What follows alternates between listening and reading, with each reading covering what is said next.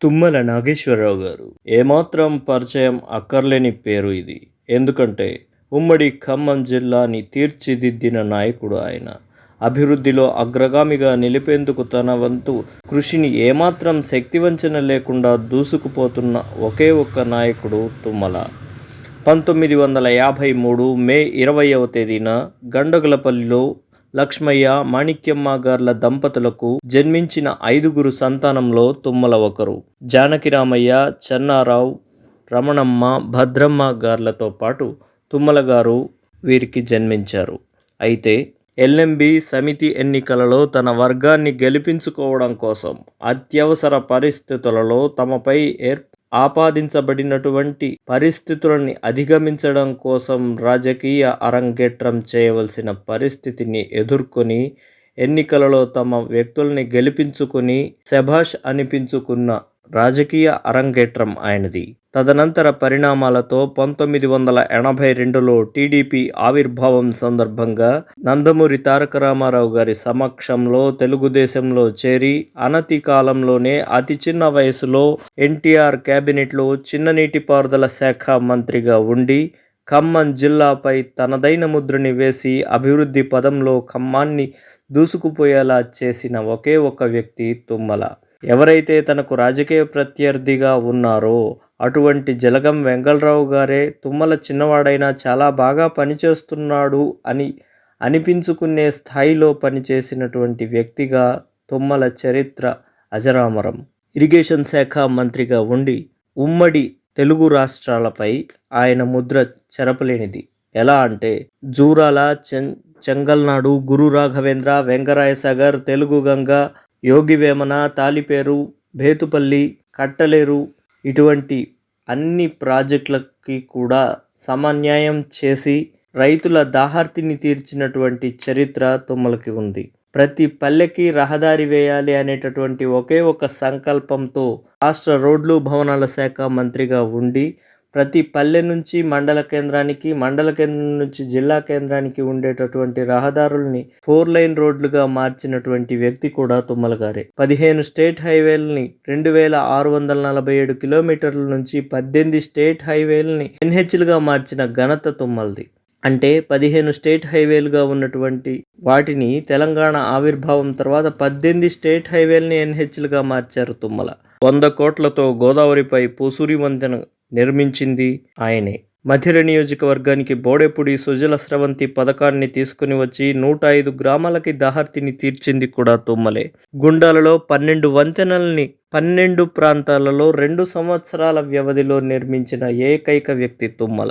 భద్రాద్రిపై ఆయన నిర్మించినటువంటి కరకట్ట వల్ల గోదావరి పరివాహక ప్రాంతాలు ముంపు నుండి తప్పించుకోబడినాయి అంటే అది కూడా తుమ్మల గారు చేసినటువంటి అభివృద్ధిలో భాగమే.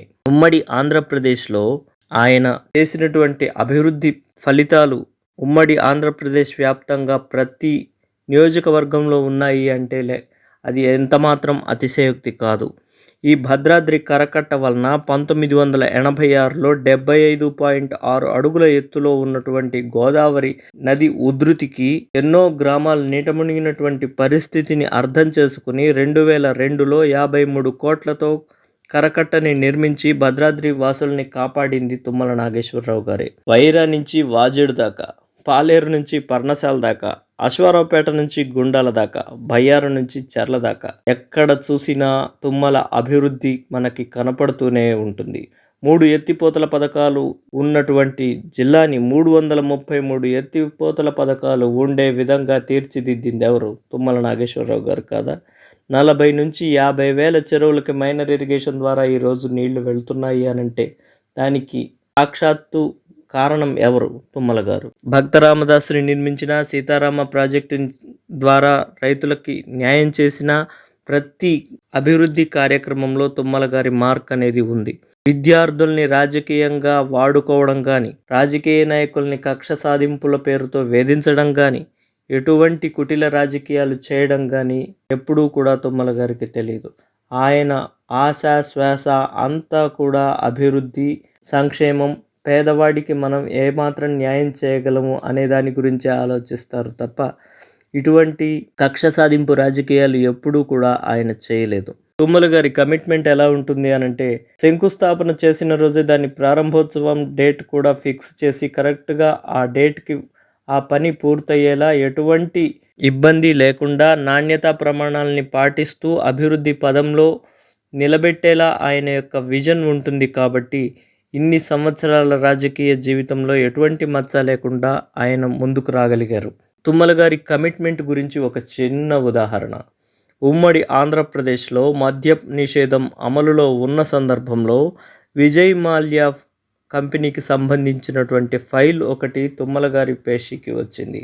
అయితే ప్రజా ప్రయోజనాలకి విరుద్ధంగా ఉన్నటువంటి ఆ ఫైల్‌ని తుమ్మల గారు తిరస్కరించారు. అప్పటికే టాప్ మోస్ట్ పారిశ్రామికవేత్తలలో ఒకరిగా ఉన్నటువంటి విజయ్ మాల్యాకి సంబంధించిన ఫైల్‌ని ఎవరూ కూడా ఇప్పటివరకు చరిత్రలో రిజెక్ట్ చేసినటువంటి సందర్భం లేదు. ఆ విషయం తెలుసుకున్నటువంటి విజయ్ మాల్యా హైదరాబాద్‌లోని ఒక హోటల్‌కి వచ్చి తుమ్మల గారిని రమ్మని కబురు పెడితే, అవసరం నీది, ఫైల్ నీది, నీ దగ్గరికి రావాల్సిన అవసరం కానీ అగత్యం కానీ నాకు లేదు అని ముక్కుసూటిగా మాట్లాడినటువంటి వ్యక్తి, ఆ ఫైల్‌ని తిరస్కరించి దట్ ఈజ్ తుమ్మల అనిపించుకున్న ఏకైక వ్యక్తి తుమ్మల గారు. ఇంతటి నిఖార్సైన వ్యక్తిగా రాజకీయాలలో మనగలుగుతున్నారు కాబట్టే 40 సంవత్సరాల రాజకీయ జీవితంలో తనకంటూ అశేషమైనటువంటి జనాల్ని అభిమానులుగా సంపాదించుకోగలిగారు. ఇంతటి మహోన్నతమైనటువంటి వ్యక్తిత్వంతో ఉన్నారు కాబట్టే ఉమ్మడి ఖమ్మం జిల్లా నుంచి 23 సంవత్సరాల పైచిలుకు మంత్రిగా తన అనుభవాన్ని రంగరించి తన అపారమైనటువంటి ముందు చూపుతో ఖమ్మం జిల్లాకి శ్రీరామరక్షగా తన అభివృద్ధితో తీర్చిదిద్దారు. ఇటువంటి మహోన్నత నాయకుడికి శుభాభినందనలు తెలియజేస్తూ ఖమ్మం జిల్లా ఇంకా మున్ముందు అభివృద్ధి పదంలో దూసుకువెళ్లాలని ఉమ్మడి ఖమ్మం జిల్లా అభివృద్ధి ప్రదాత తుమ్మల గారికి మనస్ఫూర్తిగా శుభాభినందనలు. ధన్యవాదములతో ఫణి ఉటుకూరు.